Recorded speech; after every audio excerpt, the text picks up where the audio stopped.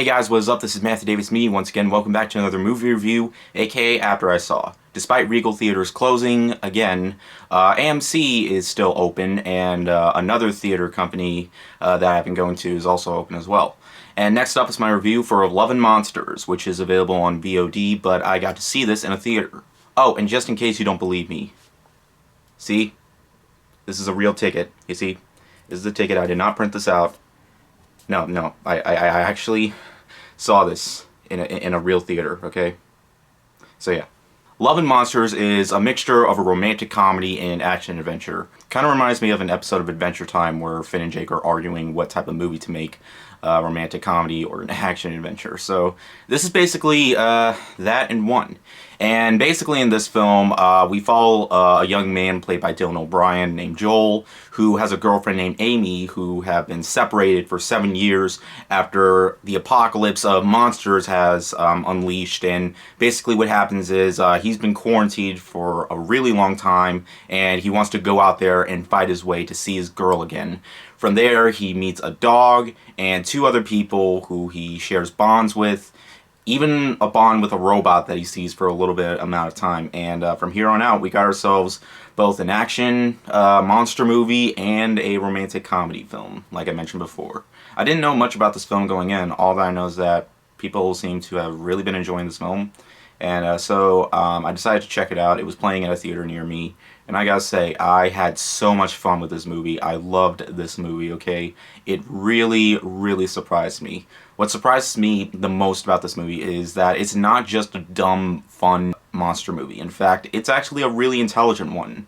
While it's definitely not the most original film out there, some elements kind of reminded me of Zombieland, but with monsters. But there's a lot that I really enjoyed about this movie, okay? Dylan O'Brien is great in the movie. Everybody else also really great in the movie. It's basically what's great about this is it feels more like a comedy film than an action film. Like, there aren't that many monster fights to expect. Like, there aren't times where a monster just pops out of nowhere and then they instantly start fighting. No, it's not entirely like that. This is a romantic film. Although the main couple in the movie don't really see each other that much, they basically, once in a while, he'll try to communicate if there's like a device that he can use to talk to people with. He'll try to use it every chance he gets.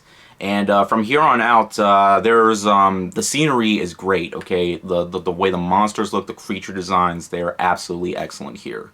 And I like the dog in the movie, okay? He understands what people are saying, and he basically interacts kind of like what a cartoon dog would, like if he was like, Scooby-Doo, if he couldn't talk or something like that, but yeah. Basically, I was really surprised of how much heart this film has, too. Like, it's not just the relationship between the main character and his girlfriend, but also the friendships he had made along the way. Like these two, like this man who's looking over this girl, like he has a strong bond between them, even though I was surprised that they weren't together throughout the rest of the film.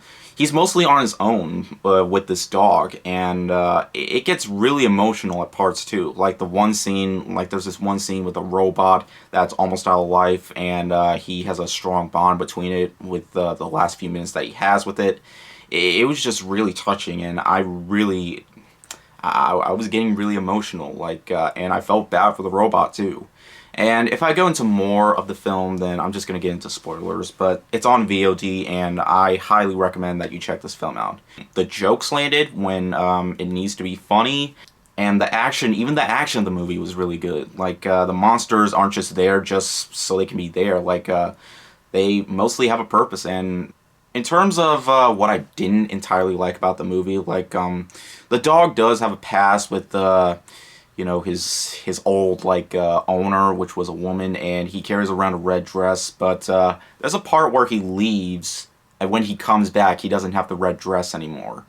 Like, basically, we never knew what happened with that dress. The main character never asked the dog where the dress went. It's because he was taking really good care of it. But basically, and there are also some times where they kind of repeat certain things, like when they go up to the to the radio thing, and when he's trying to get answers, like it immediately starts breaking up just when he finds out something's going on over there. It happens like 2 or 3 times in the movie, and that kind of got pretty old for the most part. But hey, I had a lot of fun with this movie. It has action, it was funny, it was visually stunning, and for a film that I didn't entirely know about, and the fact that Paramount made this, like, I was surprised, because this is a film that I think should be seen in theaters, but with what's going on right now, most people will just have to experience it on a small screen, and that's really a shame. But Love and Monsters was definitely worth it. It's probably one of my favorites of the year, and this was a film that I just went with really low expectations, didn't expect much. The movie never felt boring, it never felt slow. It just manages to be both a really fun time and a really sweet time. And this is a film that I feel like would come around Valentine's Day, but no, it's coming around Halloween, and Halloween, you know, has monsters and stuff, so I guess it's good enough for that. But yeah, I highly recommend this film. And I'm gonna give it a 4.5 out of 5. Like, really, it's really a shame that it's not being released in that many theaters. Just ones that are playing films that are available on VOD, but I highly recommend it. It's out on VOD. I'm not sure how much it's worth, but whatever the price it is, I'm pretty sure it's worth it. But hey, if you don't want to rent it, then I recommend just buying it. I definitely feel it's worth it. Anyways, thank you guys so much for watching, and I'll see you guys later. Word out.